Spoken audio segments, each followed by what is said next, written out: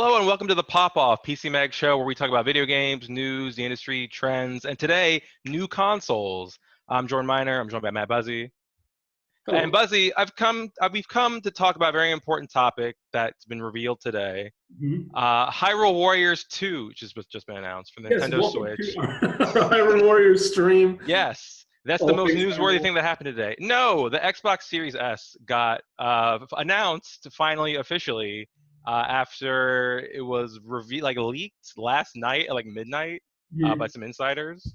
And Microsoft put up like a cheeky tweet kind of referencing the fact that the leak was true, and then shortly after that this morning revealed it for real. Yeah, so the cheaper Xbox, but like we can talk about the Series X in a bit, but like just the history of the reveal of this thing, I also think is kind of interesting.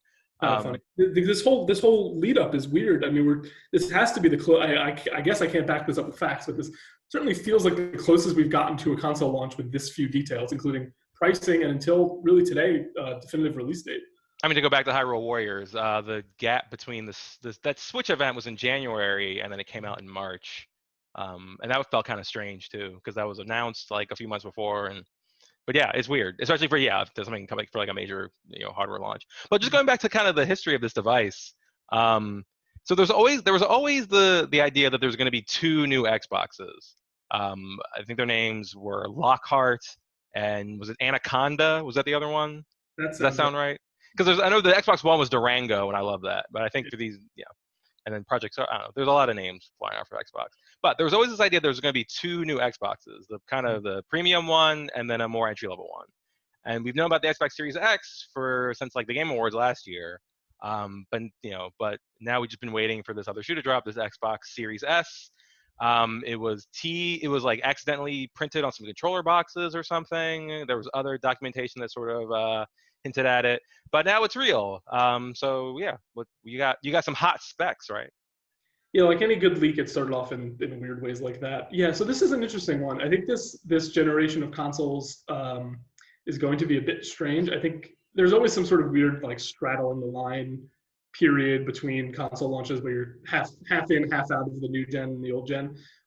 This one's especially weird because, as you said, there's this cheaper Xbox, which in some ways is the evolution of the Xbox One S that has existed. Right, that was like the smaller, cheaper box of the two. But that, as usual, like with the PlayStation Slim, that comes out years later after the console is launched. It's not usually at the start where they offer this sort of like cut price or like slimmer, like more affordable version of the machine. So Those doing this, also typically have the same specs. It wasn't until we got like Xbox yeah, One X and PS4 Pro that we kind of started establishing like this one is actually just more powerful. Also, isn't just like a form factor thing. right. They figure it's usually a couple years in when they figure out how to make the product they launch smaller without sacrificing power. On this front, it is different. The Xbox Series X will be the top tier like PC, as close to PC gaming experience as you can get on a console. Whereas this at $299, which is a pretty good price, we can talk about that, gets you in the door above the power of the current generation. So it says up to 120 FPS at 1440p, DirectX ray tracing theoretically possible.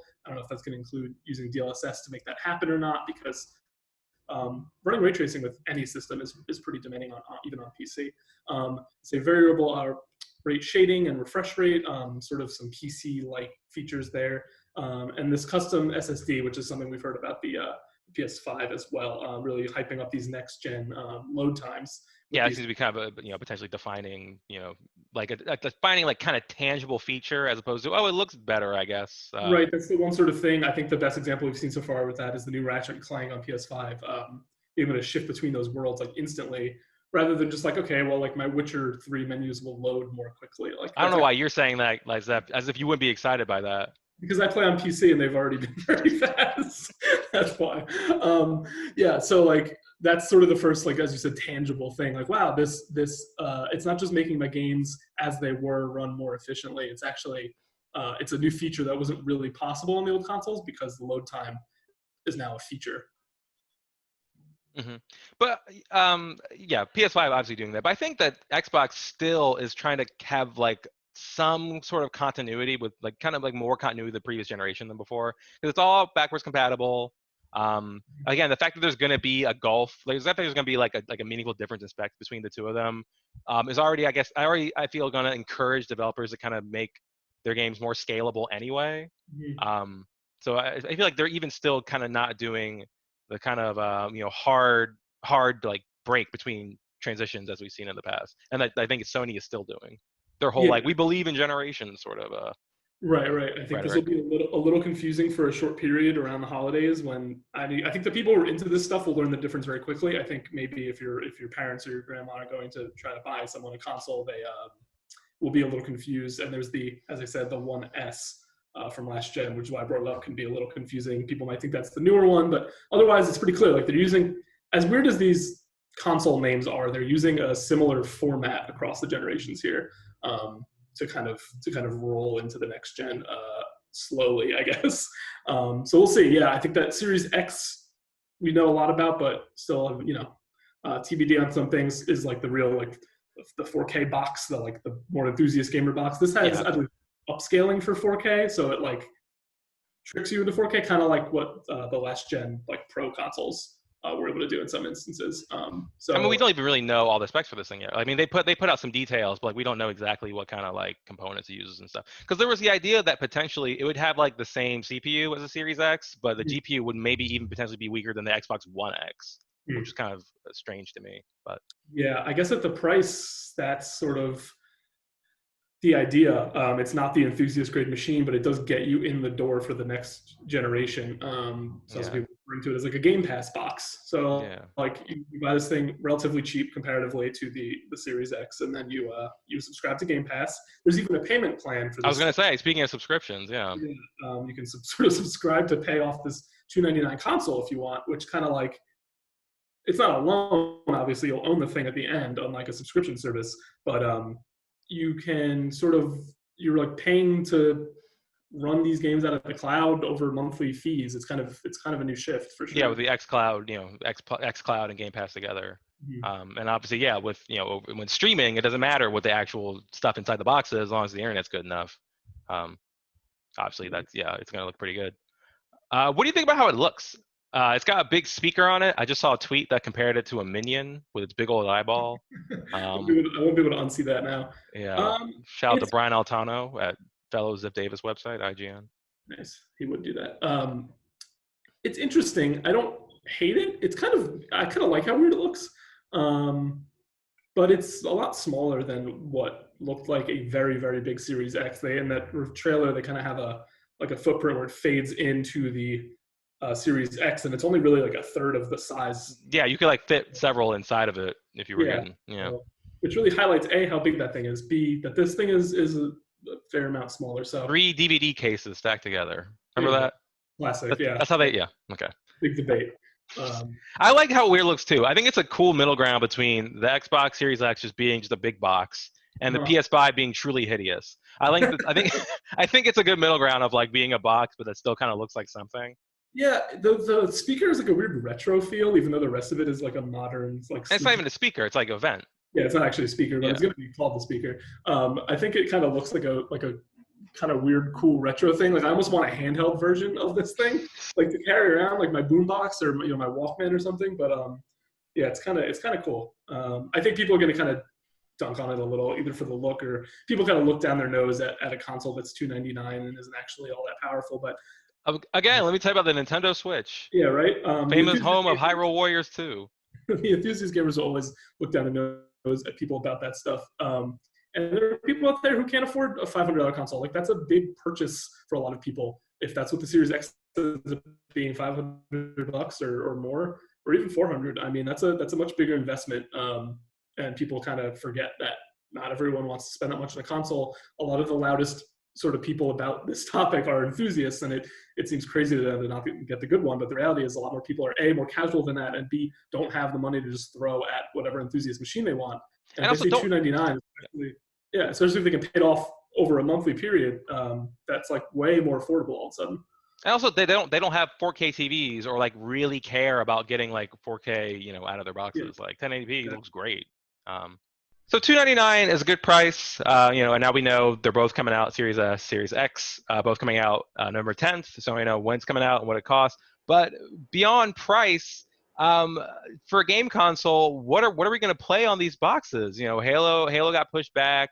A lot of the other stuff is cross-gen, like Cyberpunk and Assassin's Creed. So it doesn't, the price is one thing, but again, if you don't have anything you're going to play on it, that's also kind of makes it a tough sell, right? Yeah, I think Halo's doing a lot of the heavy lifting on what people are excited for this console.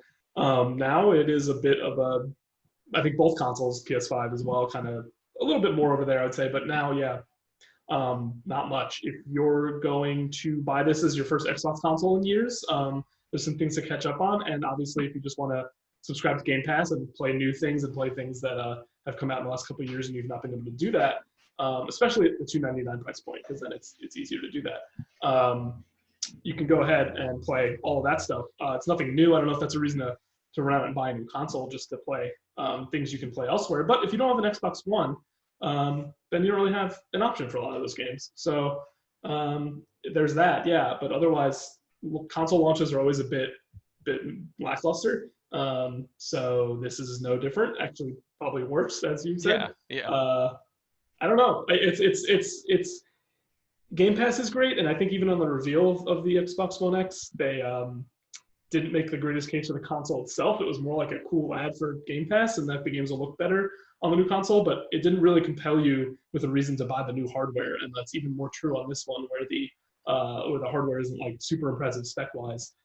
It's impressive price wise if you want to get into the Xbox door at all, and you haven't been able to do that. So the first year, though, not a lot of exclusives. If that's your place to play Game Pass and cross-platform, I think that's kind of it.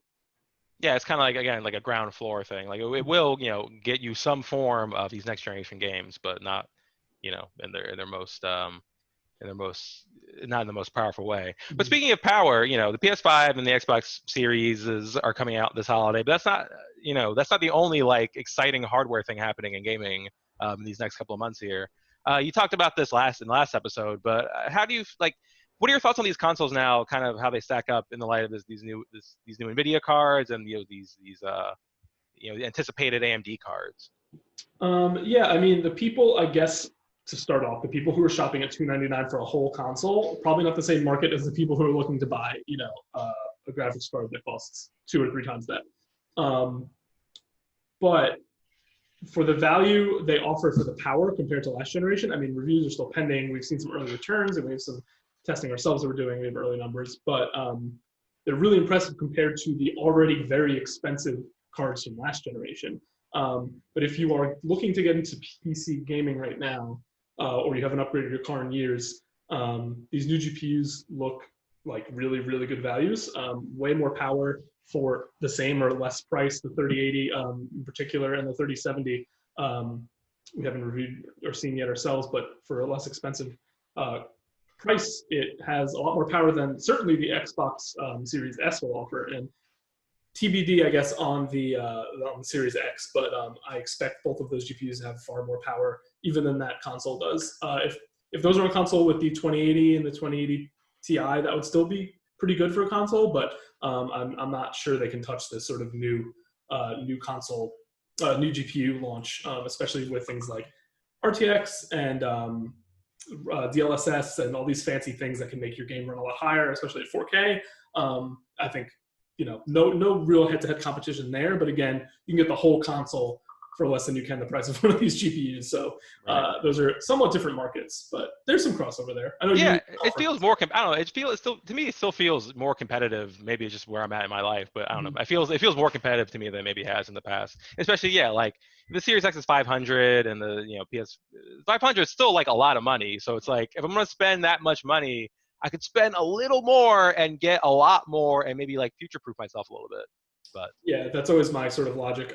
Maybe not the best, financial advice to give to people, but it's my logic with technology. If I'm going to buy a new laptop or I'm going to buy a new graphics card, and it's going to be my thing that I use every day for 4 or 5 years, a little bit more now will get me that much and more enjoyment and performance over a long period. And like Microsoft especially doesn't care. Like half of their, all their first party stuff is going to also be on PC anyway. So it's like you could buy their $300 box, or go all out and get the most powerful thing you can and still play their games. You can see your Flight Sim review called it like you said, it felt like a truly next generation experience. So like go and build yourself a machine that's going to kind of do justice by that.